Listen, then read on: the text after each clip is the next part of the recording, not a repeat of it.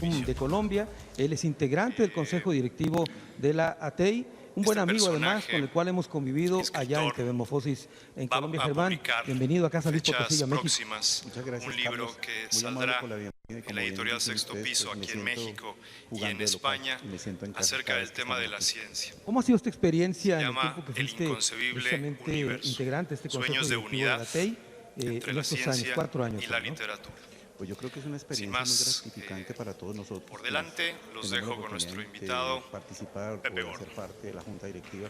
Había cuenta que podemos aportar desde nuestra experiencia de cada una de nuestras instituciones a lo que es el trabajo, la visión, un placer la misión encontrarnos que con tiene ATEI, todos ustedes desde justamente el un día de trabajo hoy colaborativo, para hacer una participativo, de presentación cooperación, que en es relación a un tema que creo que es más se vital hoy en impulsa día. en la asociación. La verdad es un honor. ¿Qué tan importante ha sido esta unión de parte de las televisiones educativas, lograr estas coproducciones para apoyarse y lograr la unidad? Sobre todo para hablar de la importancia que tiene hoy en día la comunicación de la ciencia.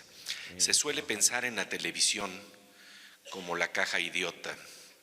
Y hoy vamos a hablar de la posibilidad de que la televisión se vuelva una caja inteligente. Y de hecho, vamos a ver en la siguiente diapositiva algo que es muy interesante para plantear precisamente el marco de lo que estamos tocando.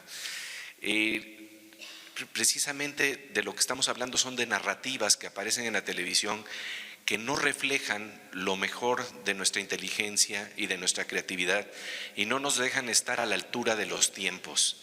El escritor mexicano Carlos Monsiváis lo planteaba de una manera muy luminosa, señalando algo que casi a todos nos pasa con la avalancha de la información que vivimos. O ya no entiendo lo que está pasando, o ya no pasa lo que estaba yo entendiendo. De alguna manera, en ese paradigma nos movemos con una información que fluye, una comprensión de lo que está sucediendo a nuestro alrededor. Y esto tiene el problema de que lo que estamos planteando es que estamos ante un reto muy importante hoy en día. Lo señalaba muy claramente Sam Pitroda, que fue uno de los fundadores de las telecomunicaciones en la India. Y él planteaba que ante estas limitaciones que estamos viviendo, realmente lo que está pasando es que tenemos una mentalidad del siglo XIX, procesos del siglo XX y necesidades del siglo XXI, y el problema es que no estamos avanzando en nuestras narrativas para precisamente transformar nuestras mentalidades.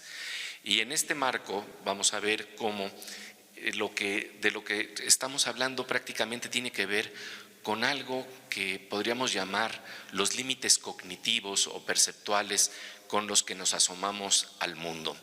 Esto queda muy bien ejemplificado con un experimento en ciencia que se realizó, que fue un tanto cuanto cruel, porque de lo que se trataba era de investigar la capacidad visual de los gatos recién nacidos.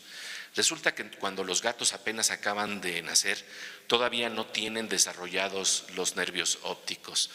Y entonces los días primeros a los que se van a exponer a las primeras visiones e imágenes del mundo son claves para desarrollar la mirada. Parafraseando al gran poeta español Antonio Machado, se hace mirada al mirar. Y esto quiere decir entonces que en esos días críticos se pudo hacer un experimento para ver qué efectos podría tener el no desarrollar precisamente nuestro potencial. Y entonces se colocó a unos gatos en unas cajitas en las que, por ejemplo, habían, como lo podemos ver aquí en la diapositiva, únicamente líneas verticales, o otras cajitas en donde había, por ejemplo, solamente líneas horizontales. Y lo interesante es que cuando se encerró a los gatos en cajas con líneas horizontales, cuando se les sacó de la caja en esos primeros días críticos, resulta que los gatos se tropezaban con las patas de las sillas y de las mesas porque ya no podían apreciar lo vertical. Este experimento fue realizado por dos neurofisiólogos que obtuvieron el premio Nobel, Wiesel y Hubel, y a mí siempre me ha inquietado profundamente lo que implica esta investigación. porque me deja pensando en qué cajas conceptuales estamos encerrados. De hecho, estas cajas se reproducen en nuestra televisión y entonces tenemos lo contrario de la caja inteligente.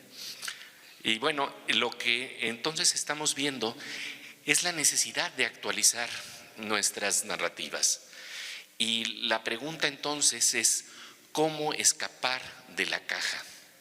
Porque estamos entonces ante cambios enormes y tenemos una educación que no está al día con las necesidades de lo que ocurre en nuestro exterior. De hecho, como lo vamos a ver, un gran pensador, Alvin Toffler, lo planteaba en estos términos: los analfabetos del siglo XXI no serán aquellos que no sepan leer ni escribir, sino aquellos que no puedan aprender, desaprender y reaprender. Y este es el marco en el que nos encontramos. Por decirlo así, estamos encerrados en la caja. Pero, sin embargo, lo interesante es que podría haber otras formas de escaparnos de la caja. Y para eso quisiera que el día de hoy examináramos un poco cómo se forman los conceptos, porque realmente el problema es, si vivimos en una cajita encerrada es porque tenemos prejuicios y conceptos en los que estamos de alguna manera etiquetados. Y por eso creo que es muy importante revisar lo que la neurociencia nos dice hoy en día sobre cómo se forman los conceptos. En un programa que tenemos en México, en Canal 22, que se llama La Oveja Eléctrica, una revista de ciencia y pensamiento, hemos precisamente conversado con algunos de los grandes protagonistas de la ciencia y quisiera plantearles a continuación un fragmento muy interesante de un descubrimiento que se conoce como el descubrimiento de la neurona de concepto o la neurona de Jennifer Aniston. Entonces, vamos a ver cómo Rodrigo Quiroga, de la Universidad de Leicester, nos plantea precisamente cómo se desarrollan los conceptos para tratar luego de examinar cómo podemos ampliar nuestra mirada y nuestros conceptos.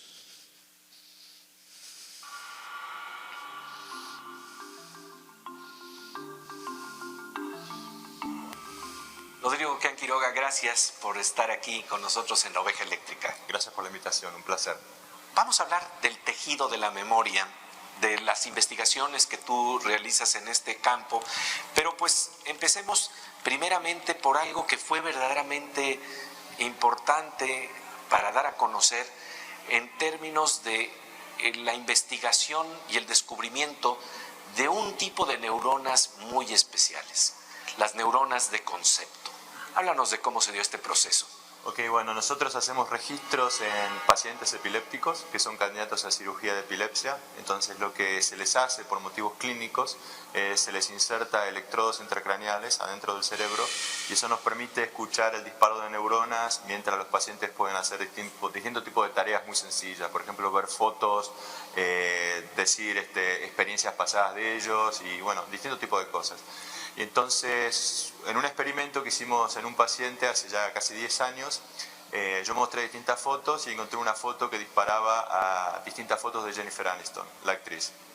Y mostrara como mostrara a Jennifer Aniston, mostrara la foto que mostrara a Jennifer Aniston, esta neurona respondía, y si mostraba cualquier otra foto de otra persona, la neurona se quedaba callada.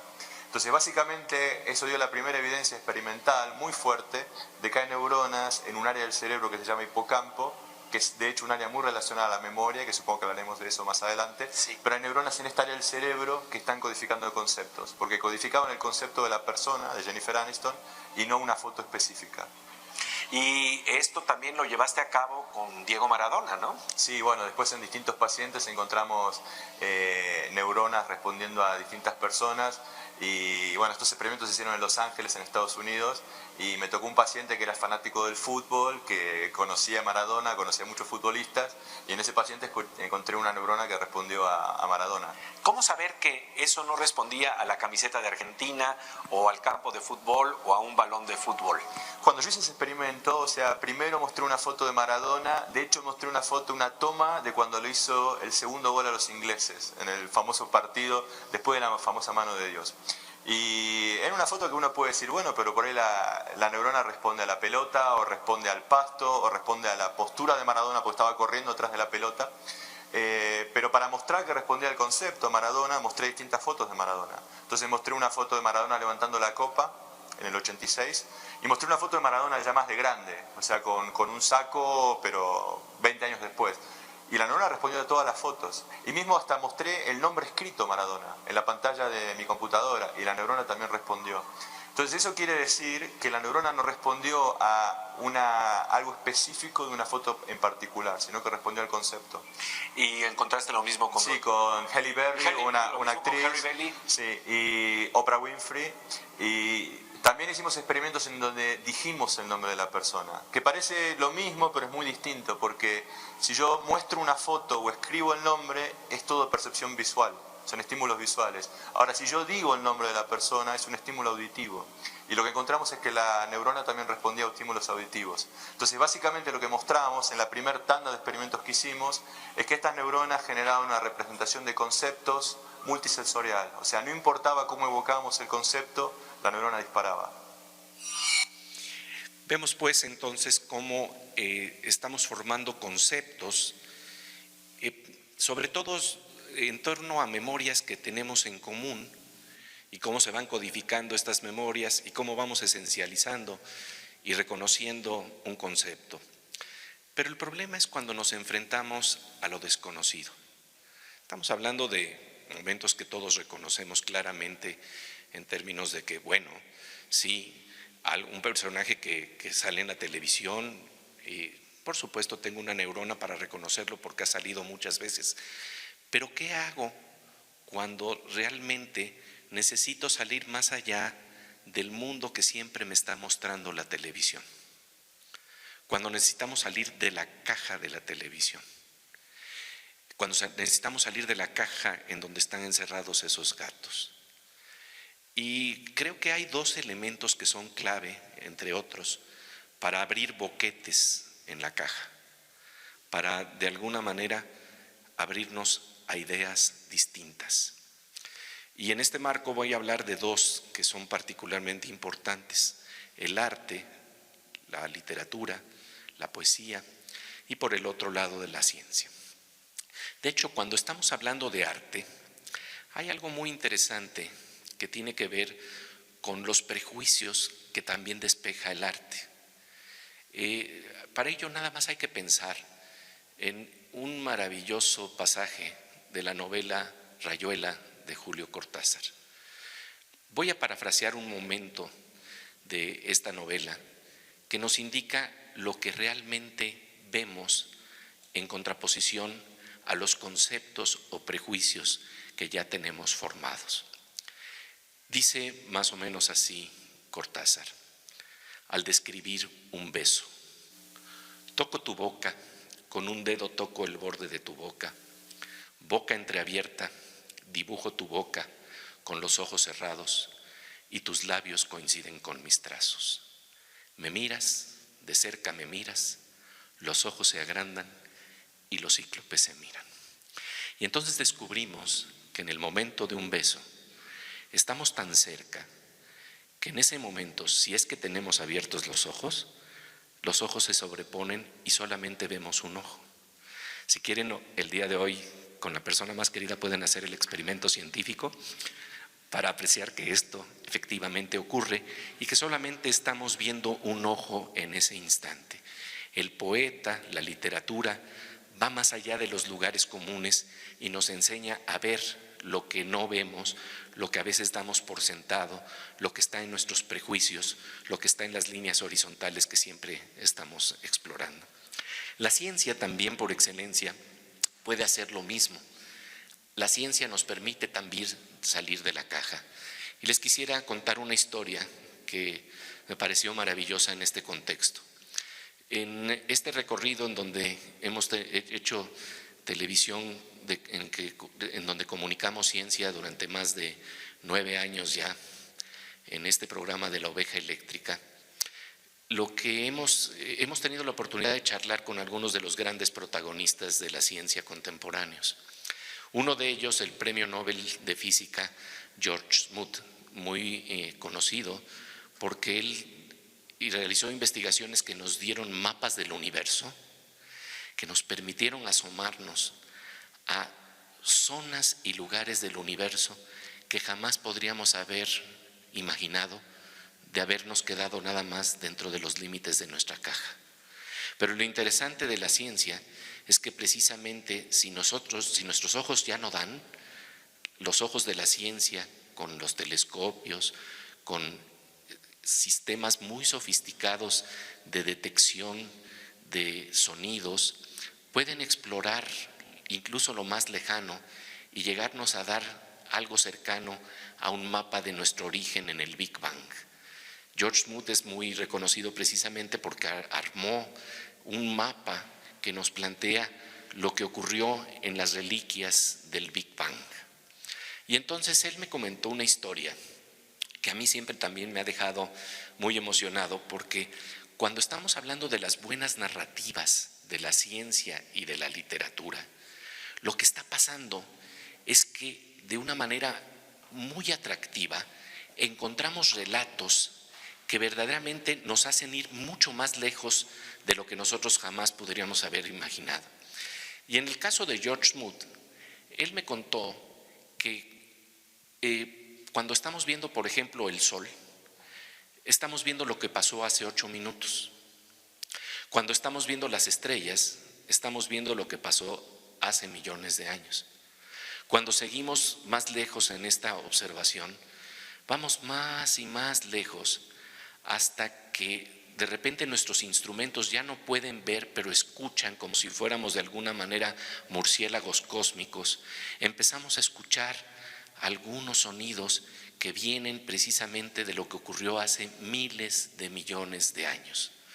Y entonces lo fascinante es que me contó lo siguiente: cuando prendemos la radio en la noche y sin embargo todavía ya no hay transmisiones, tenemos encendida la radio, se nos olvidó apagarla, vamos en el coche en la noche después de una fiesta y entonces está encendida la radio.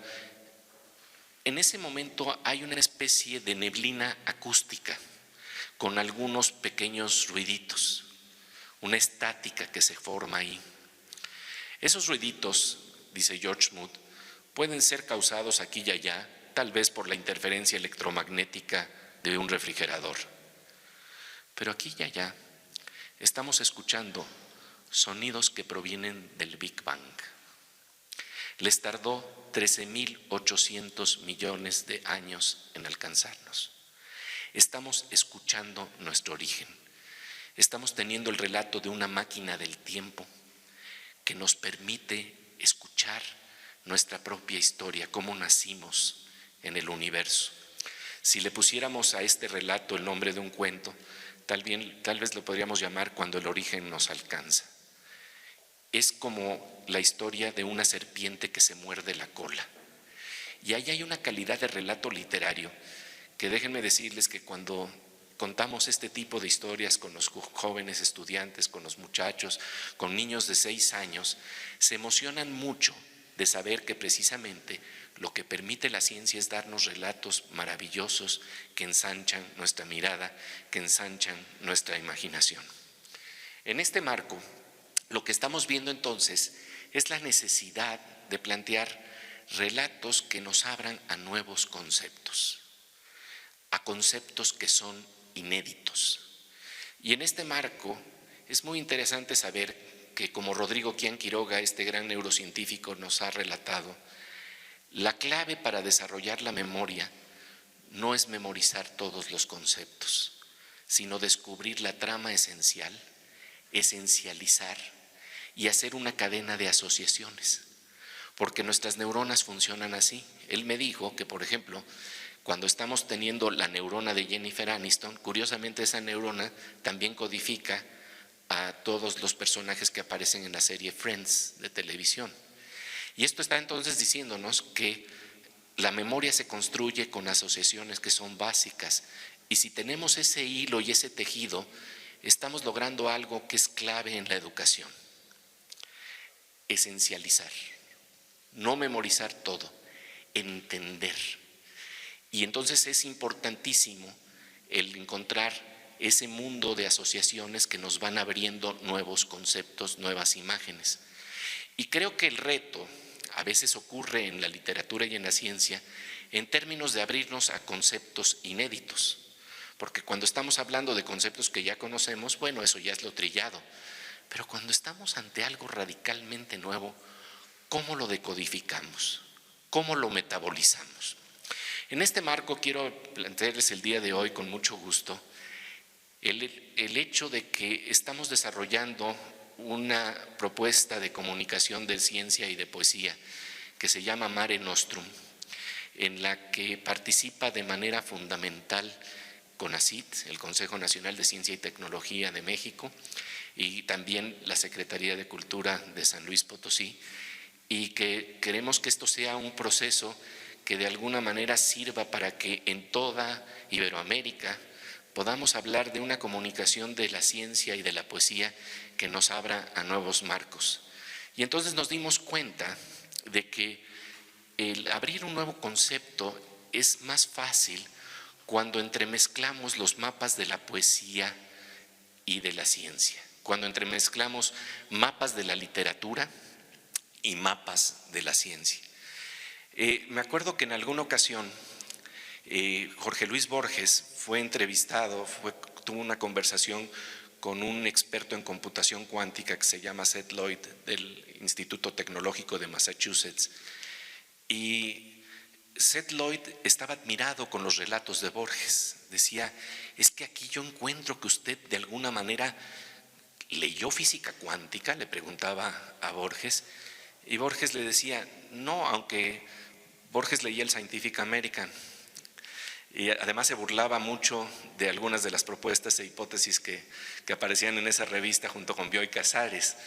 Pero lo interesante es que le decía a Borges, al final del día, lo que pasa es que ciencia y literatura se espejean porque de alguna suerte comparten una narrativa asombrosa y misteriosa. Y entonces, sin confundir las metodologías que le son propias a la ciencia y las metodologías o procedimientos que son propios del arte, cada uno tiene su forma de explorar la realidad y no hay que confundirlos, sin embargo pueden plantearse puentes.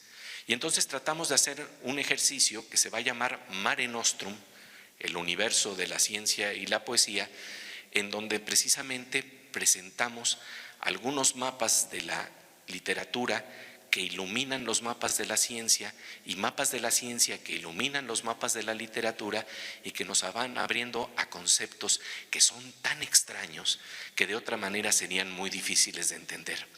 Hoy les vamos a presentar por primera vez, de alguna suerte, un relato de esta serie, de esta colección que vamos a tener de relatos de ciencia y poesía que se llaman Mare Nostrum, y la verdad quiero reconocer públicamente el gran trabajo de Luis Cabrera Ruiz, quien es clave en este esfuerzo de comunicar con una espléndida animación, con una espléndida narrativa visual a la altura de nuestros tiempos, esto que queremos que de alguna manera sean nuevos instrumentos para narrar la ciencia. Yo les pido un fuerte aplauso para Luis Cabrera, por favor. Y entonces, este es apenas un esbozo, es la primera vez que lo presentamos, todavía nos faltan hacer afinamientos, pero digamos que hoy quisimos darles ya un esbozo de lo que estamos realizando.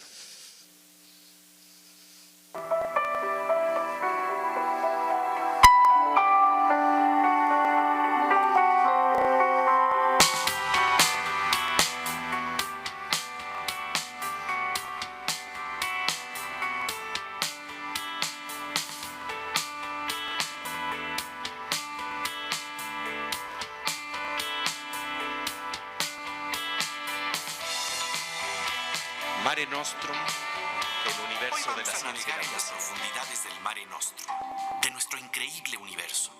¿Podríamos existir en mundos paralelos? ¿Qué es lo que nos dicen la ciencia y la poesía? En el poema El camino no elegido, Robert Frost nos dibuja el problema que tiene un viajero. Al caminar por un bosque amarillo, ha llegado a una bifurcación. Por un lado, se abre una ruta. Por el otro, un sendero distinto. Siente tristeza al no poder escoger ambos. No tiene más que un solo cuerpo. Eso es lo que nos pasa con las disyuntivas en nuestras vidas. Hay que elegir entre esto o lo otro. Nunca hay esto y lo otro. Algo parecido nos dice Jorge Luis Borges en el cuento El jardín de senderos que se bifurcan. Borges plantea que cada vez que un personaje se enfrenta a una alternativa, elige una y elimina la otra. Sin embargo, el protagonista de su relato hace algo fantástico. Opta simultáneamente por todas. Crea así varias copias de sí mismo con diversos destinos. Lo interesante es que en el extraño mundo de la física cuántica, así funcionan las partículas subatómicas. En el experimento conocido como la doble rendija, tenemos una fuente que puede, por ejemplo, disparar un solo electrón a la vez. Tenemos una pantalla con dos rendijas y una pared en donde podemos detectar el impacto del electrón. Nuestro sentido común nos dice que la única forma en que puede llegar el electrón a la pared es pasando por una rendija o por la otra. Pero eso no es lo que vemos. Lo que vemos es que en el lugar en el que el electrón impactó, se crea un patrón de ondas. La partícula se volvió onda. Es a la vez onda y partícula.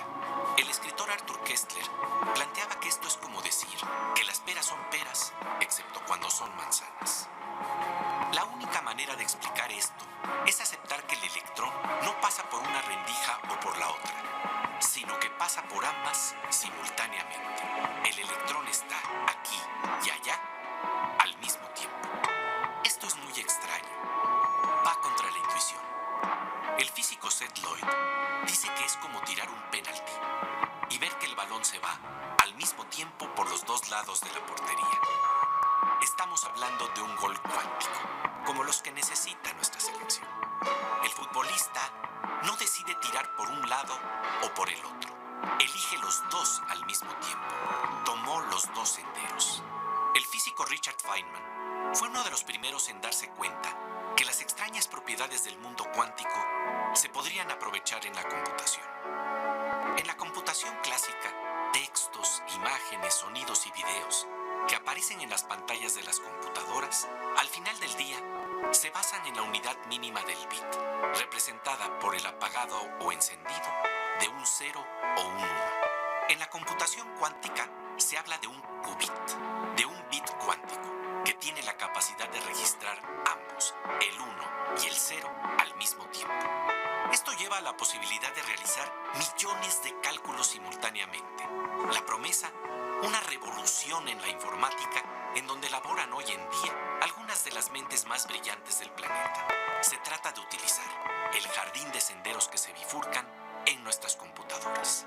¿Podremos algún día vivir en universos paralelos a nivel macroscópico? ¿Podríamos encontrarnos con la mejor versión de nosotros mismos? Por lo pronto, es un placer coincidir en este Mare Nostrum, en el universo en el que nos encontramos con tu mirada y con la mirada de la poesía y de la ciencia.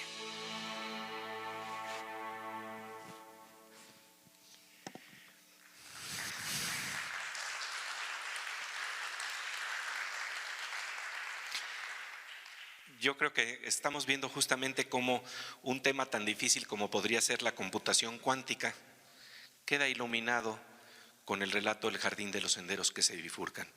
Y un relato que podría parecer tan complicado como el jardín de senderos que se bifurcan queda a la vez iluminado por la computación cuántica. Y déjenme decirles que lo interesante es que la naturaleza funciona en niveles microscópicos en esa sensación de coro o de sinfonía, en donde en vez de estar oyendo una sola voz, un solo electrón, estamos hablando de un coro de voces que simultáneamente tocan, por ejemplo, todos los caminos que se necesitan recorrer para el proceso de fotosíntesis.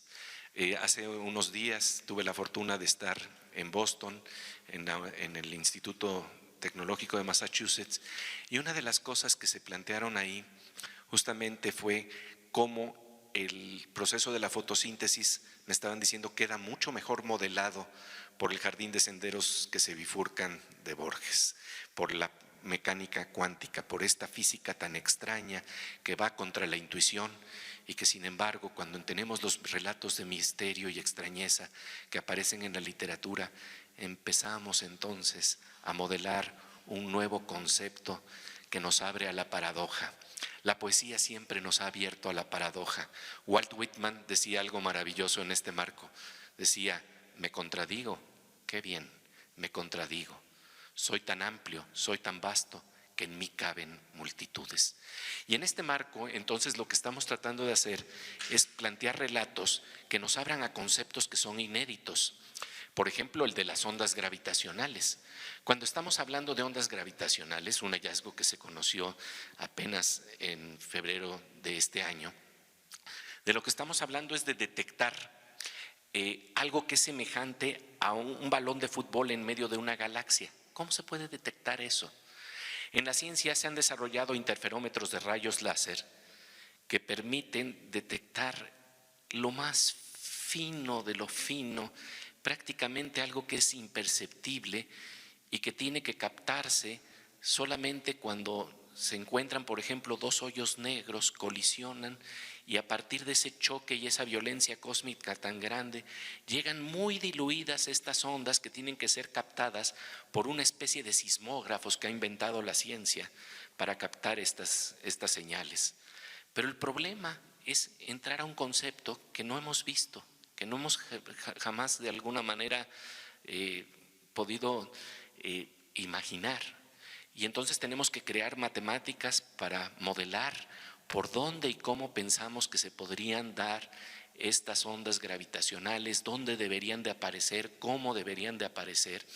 Y los aparatos tan finos que se realizan para detectarlas son maravillosos. De hecho, quiero decirles que son tan finos que si tuviéramos un aparato de estos aquí, el problema es cómo sabemos si lo que estamos detectando es una onda gravitacional o que aquí a 20 metros está caminando una vaca, porque puede detectar finamente el movimiento de algo que está pasando en nuestro exterior. Entonces la ciencia hizo algo muy interesante. Realizó dos aparatos idénticos y los colocó a 3.000 kilómetros uno de otro, de tal suerte que si la señal surge simultáneamente, estamos discriminando o discerniendo para de alguna manera no tomar en cuenta los efectos locales de algún movimiento que tiene que ver con lo que está a nuestro alrededor, y si es simultánea la señal, entonces hay otros filtros para ver si lo que estamos detectando es ondas gravitacionales. Y así se logró, pues, en febrero de este año, detectar y dar un anuncio que Einstein soñó durante muchos años. Realmente, a 100 años de que Einstein predijera que tenían que descubrirse ondas gravitacionales, se han descubierto porque los científicos han sabido salir de la caja para detectar estas señales. ¿Cómo lo comunicamos para que esto sintamos que tiene que ver con nuestra propia vida, para que tengamos un sabor de lo que quiere decir esto, aunque está en otro campo de experiencia? Bueno, volvemos a Cortázar. En ese mismo pasaje en donde nos habla del beso, nos habla del sismógrafo tan sutil que es la literatura. De por sí ya, la literatura lo que hace es ir más allá de la superficie, ir más allá de las palabras, ir más allá de lo que siempre se expresa en los discursos periodísticos o políticos, para verdaderamente entrar a lo que no está hablado. Eso es la literatura. Entra a zonas mucho más finas y es un sismógrafo de nuestra conciencia, es un sismógrafo de las zonas más íntimas de nuestro ser. Y entonces, ¿cómo lo describe el mismo Cortázar este pasaje de algo que se detecta de la manera más fina? En ese momento en el que él está describiendo un beso, dice más o menos lo siguiente: tus labios, dice, mis manos se hunden en tus cabellos, mientras las bocas se llenan de flores o de peces, de movimientos vivos, de una fragancia oscura. una sola saliva, sabor de fruta madura, y te siento temblar contra mi cuerpo como una luna en el agua. Esa delicadeza casi japonesa de captar esa sensación de que tenemos al ser amado y nuestros cuerpos tiemblan como una luna en el agua, esa delicadeza se juega junto al mapa de las ondas gravitacionales, y ese es otro Mare Nostrum. Esa va a ser otra de las cápsulas de Mare Nostrum para hablarnos precisamente de lo que se pueden abrir con estas narrativas. Lo que estamos hablando pues es que la ciencia nos entrega hipótesis, notas verdaderamente fascinantes de lo que es nuestro mundo, de lo que se sucede a nuestro alrededor, y además podemos dar noticias de esto. Fíjense que una de las cosas más interesantes es que en términos periodísticos, simplemente les quiero comentar que cuando se dio a conocer el anuncio de las ondas gravitacionales, hace unos meses yo tuve la oportunidad de encontrarme con el Premio Nobel de Física George Smoot, y me estaba comentando, fíjate Pepe, que ya se están descubriendo las ondas gravitacionales, el rumor está muy fuerte, pero no te puedo decir nada. Y entonces dices, bueno, pero en comunicación de ciencia, ¿cómo hacemos para comunicar este hallazgo? Esto me lo estaba diciendo prácticamente en el mes de octubre del 2011, porque ya se sabía que se estaban detectando lo que se llamaban ondas gravitacionales, pero en ciencia se tienen que esperar todos los procesos hasta que verdaderamente pueden decir sí, ya lo tenemos. Entonces me dijo, desafortunadamente no te voy a poder hablar de ello. Pero entonces, cuando me toca entrevistarlo, en el momento correcto de la entrevista le digo, oiga, ¿cuáles serían las implicaciones de descubrir ondas gravitacionales? Y soltó la carcajada porque se dio cuenta que le había hecho la pregunta correcta, y si se hace preguntas correctas, entonces se abren narrativas fascinantes, porque él no me podía hablar de un rumor, pero sí me podría hablar de las implicaciones. Entonces lo que ocurrió fue muy divertido, porque el día en que el 11 de febrero de 2016 se da a conocer el descubrimiento, al día siguiente hacemos un programa de televisión en donde tenemos las declaraciones de George Smoot, casi como si lo hubiera entrevistado a propósito para ese efecto. Y esto es lo que ocurre en la ciencia. De veras hay narraciones fascinantes, interesantes, que nos hablan de que son prácticamente relatos maravillosos que nos deben de llevar a que los muchachos, los estudiantes, la gente en general, los que tengan mayor interés, luego descubran en un libro o con maestros y se adentren más en el proceso, pero lo primero es descubrir esas narrativas que son fascinantes. Les voy a dar una muestra de una de estas narrativas para ver cómo el proceso de hacer hipótesis es un proceso que los grandes científicos y todos los seres humanos pasamos por ello, y nos va abriendo precisamente a la idea de que la ciencia no es una actividad alejada de lo que vivimos. Esto tiene que ver con un biólogo muy importante en México que se llama Antonio Lascano, y que nos habla precisamente de lo que implica el hallazgo de Darwin y sobre todo qué es lo que implica hacer hipótesis. Veamos.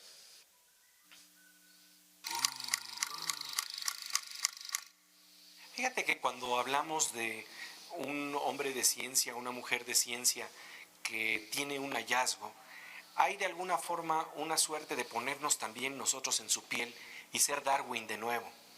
¿A ti cómo te pasa ese fenómeno de volver a ser Darwin, de ese momento en que descubres lo que descubre Darwin?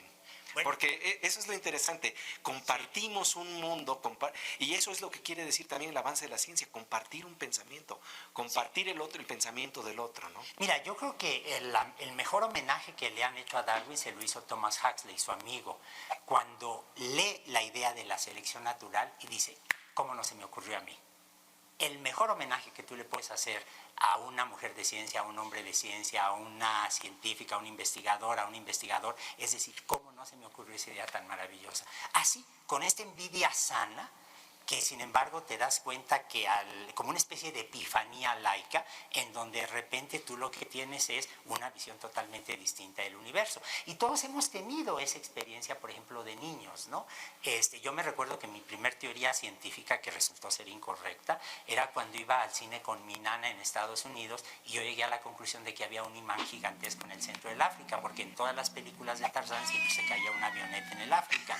Entonces, ahí lo que tú estás viendo es lo que le debe pasar a todos los niños, a todas las niñas del mundo, que de repente integran distintos conocimientos y producen una teoría. Y haces tus inferencias. Exacto. Mi teoría no ha resistido la prueba del tiempo, a diferencia de la de Darwin. Bueno, ahí vamos viendo precisamente lo que son las teorías, las hipótesis, pero que empiezan. Y viene Ivonne Ortega. Y el público en general, nos vamos dando cuenta que la ciencia es precisamente esa vanguardia del pensamiento en donde nos estamos tratando de imaginar cómo funcionan las cosas, y entonces vamos haciendo investigaciones, prueba y error, y de repente llegamos a concluir que ciertas hipótesis son válidas y otras no. De eso se trata el proceso de la ciencia, y ver cómo lo narra tan maravillosamente, planteando de que de niño él pensaba que había un imán en el África que hacía que se cayeran los aviones siempre en las películas de Tarzán en algún lado de África. Esa es una hipótesis que pues no se podía comprobar, ni mucho menos, pero el científico, esa capacidad de preguntar las cosas, de curiosidad, eso es lo que al final del día está detrás de la ciencia.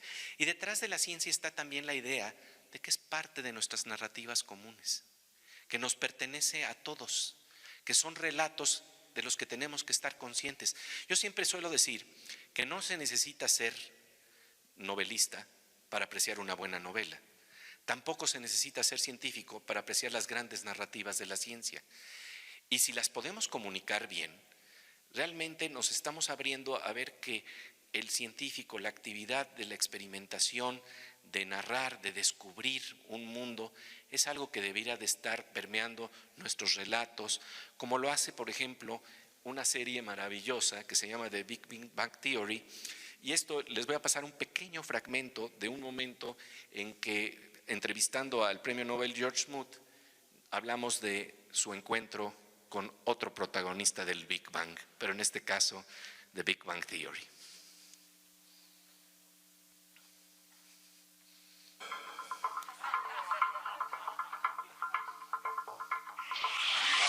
Scientists that have this open-mindedness, that culture of being open to the universe, are open also to humor.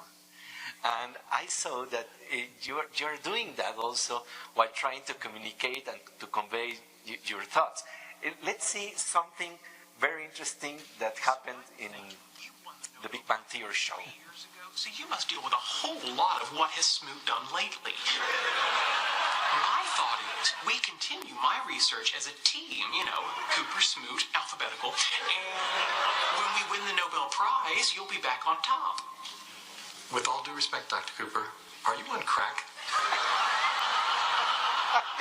And we have another one. Fine, Smoot Cooper. Wow, what a diva. We have another one. Dr. Smoot at times took it one step further, trying to inject a little of his own humor in the script lines. And when we win the Nobel Prize, you'll be back on top. Dr. Cooper, I'm looking for a brilliant, audacious man to help me carry on this work. You're just the person. That was not what they were expecting, but I figured that was more realistic, right? I mean, the show is a very good show, but it's actually one of the shows that actually has scientists as stars. So they have a natural woman, who does just an ordinary kind of cultural life, and then these people who are postdocs at Caltech or equivalent. They contrast the two kind of cultures, but on this particular one, everybody was rejected, and so they had me do this line at the end where I reject them. But I thought it would be much funnier to have the line where he gets realized his dreams that he's going to get a chance to do all this kind of research. But I could keep a straight face for a while, but not all the way to the end. But I really love that show because not only is it well written and funny. I met Jim Parsons, who plays Sheldon Cooper. He's quite a good actor. He gets everything right the first take, we ended up doing those takes 3 times, but we got them right every time. I mean, that was the incredible thing. They just did it to have insurance that there was some stuff. But that's wonderful because, you know, when science permeates even singing, even songs, even shows, sitcoms, that means that it's a culture that is beginning to permeate more and more the general collective consciousness. So one of my favorite songs is by Coldplay. It's called The Scientist. But it's the contrast between trying to figure out the equations and the emotional needs. And so, you know, so he wants to go, at first I heard I thought he was saying, I want to go back to the stars. And I thought that, well, I relate to this right away. But I want to go back to the start of our relationship to fix things up. But you'll have to play it on your show. You'll appreciate it very much. Yes. Questions of science, science and progress, do not speak as loud as my heart.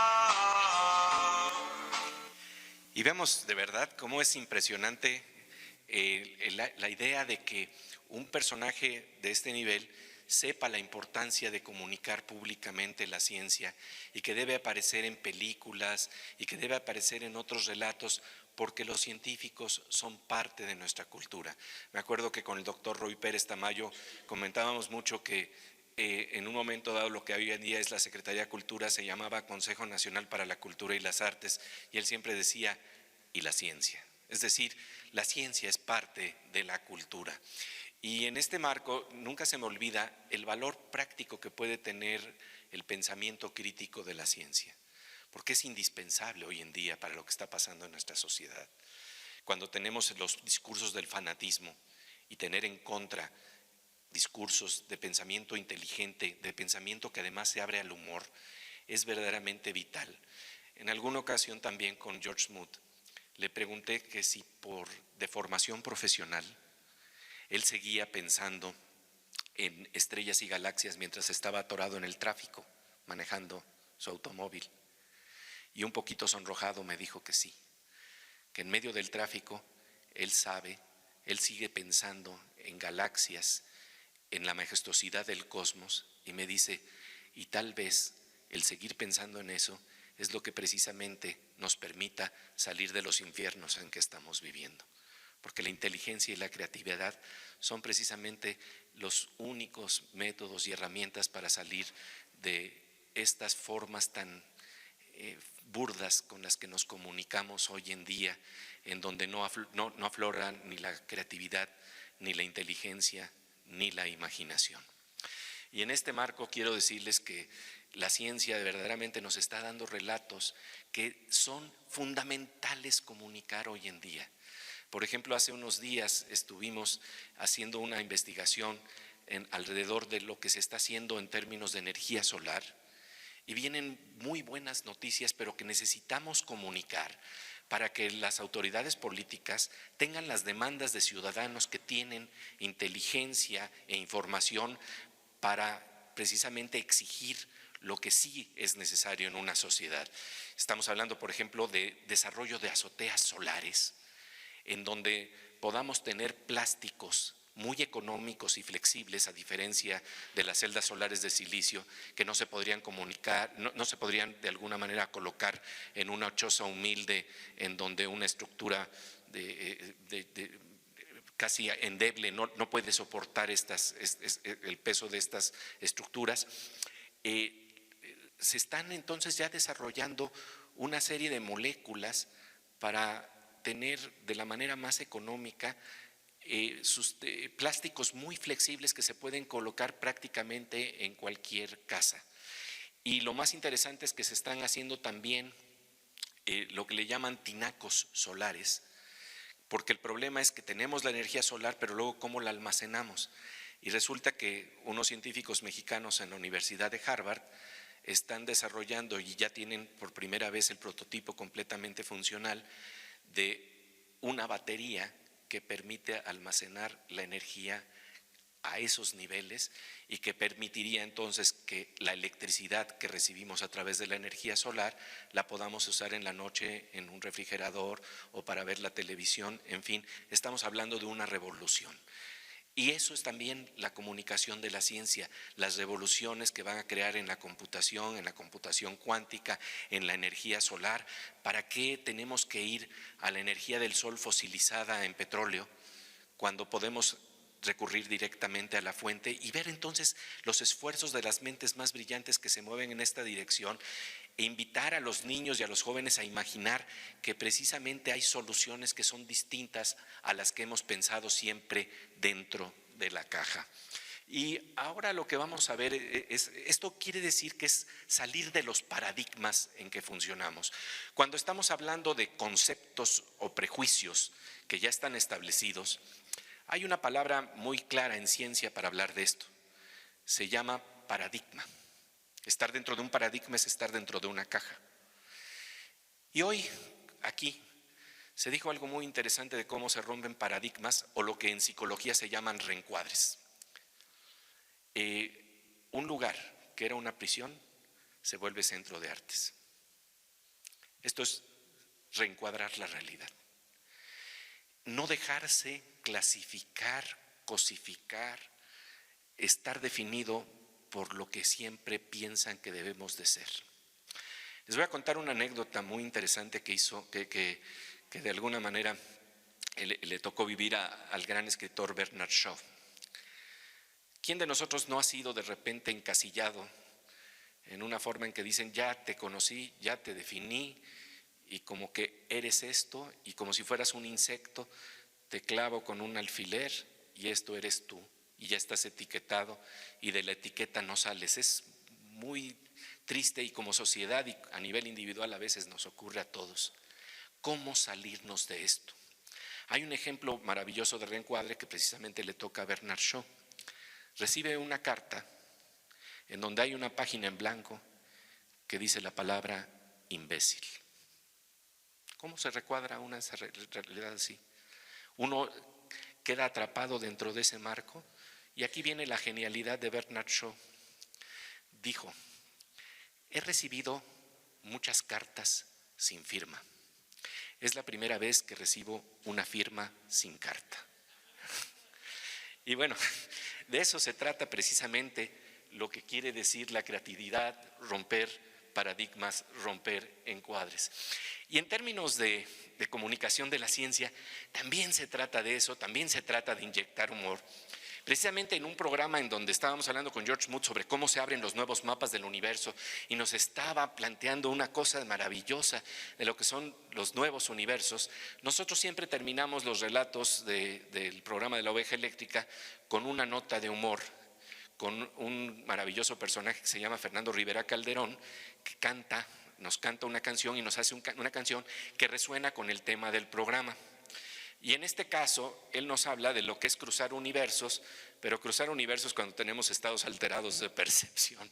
Entonces, de alguna manera, cuando termina el programa y hemos hecho una reflexión que tiene que ver con algo que nos hizo pensar, reflexionar, y de repente se amarra con una nota de humor, creo que se cierra el círculo de la comunicación porque se complementan los mapas.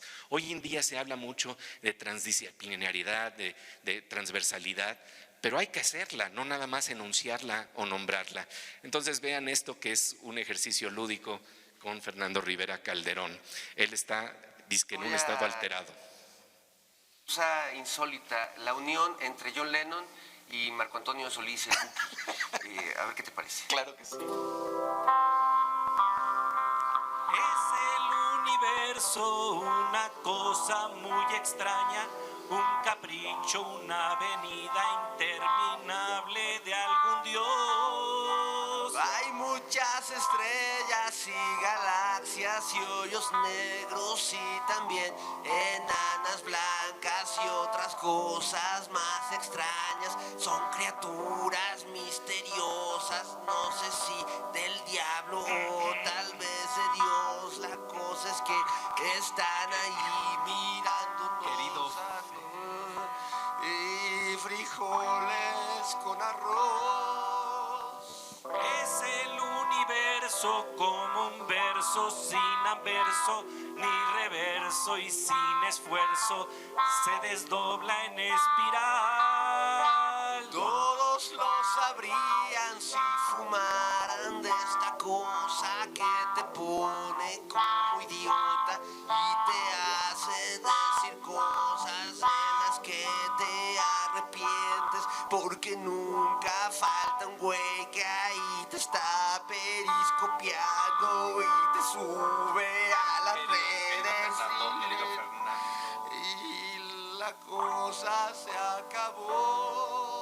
1, 2, 3, 4. Pero recuerda, nadie es perfecto y tú lo sabrás. Tal vez 1000 cosas mejores tendrás, pero un cariño sincero jamás. Vete olvidando de eso que hoy dejas y que cambiarás por la aventura que tú ya verás. Será tu cárcel y nunca saldrás. Y ay, gurú de Iba.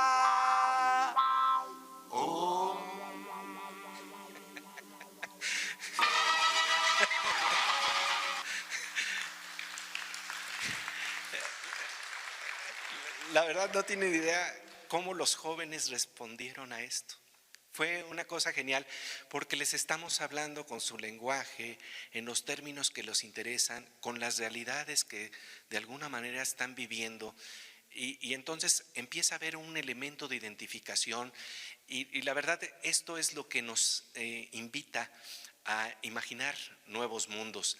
Quiero decirles que de lo que se trata es darnos cuenta que el potencial de humor, de inteligencia, de imaginación que tenemos en nuestro cerebro es maravilloso. Narrarlo eso en la televisión hoy en día es fundamental. Es hacer que nuestra caja de la televisión se vuelva una caja inteligente, porque responde a lo que es la caja del cerebro y el cerebro nos invita siempre a salir de la caja. Cuando hablamos de las neuronas que tenemos en nuestros cerebros, hay cálculos que nos dicen que tenemos prácticamente unas 100,000 millones de neuronas aproximadamente. Y cuando hablamos de la Vía Láctea, estamos hablando de que hay aproximadamente 100,000 millones de estrellas. Tenemos una Vía Láctea en el cerebro, una galaxia en el cerebro que precisamente nos invita a salir de la caja. Y ese cerebro es algo muy pequeñito. Blaise Pascal decía que no somos más que una caña en relación a todo el tamaño del universo. Pero la maravilla es que somos una caja pensante. Y esa caja pensante debe de ser una televisión inteligente. Muchas gracias.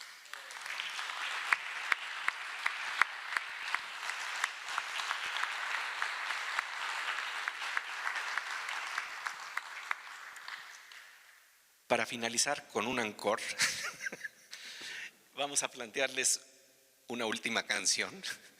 Hoy vimos universos paralelos, de alguna manera hablamos de Borges, y entonces vean cómo esto se convirtió en una canción ranchera.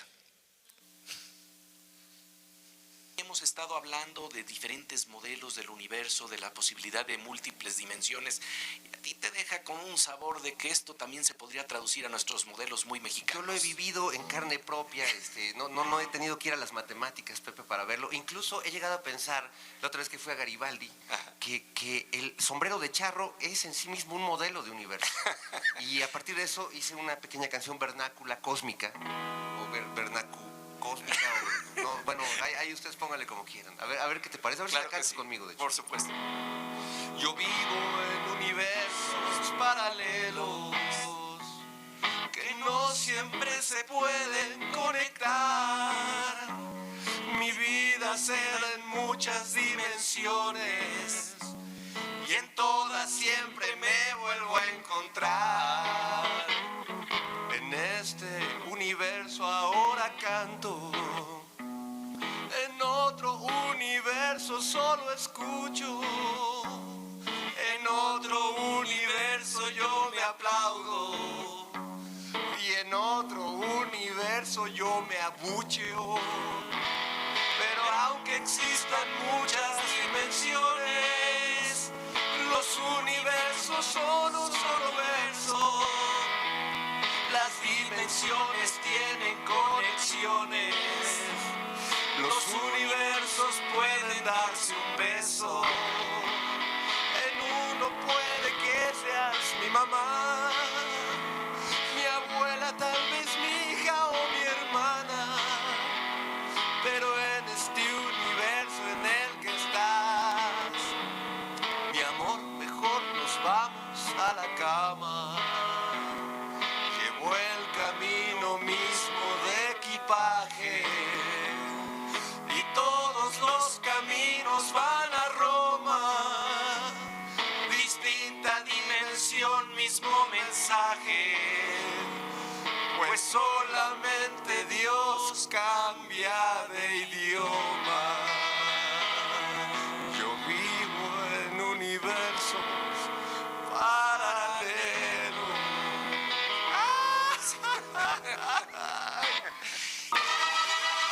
Muchísimas gracias, de verdad un placer estar con todos ustedes. Y mucha suerte en todo lo que emprendamos para hacer una televisión en Iberoamérica digna de la inteligencia de nuestra conciencia colectiva.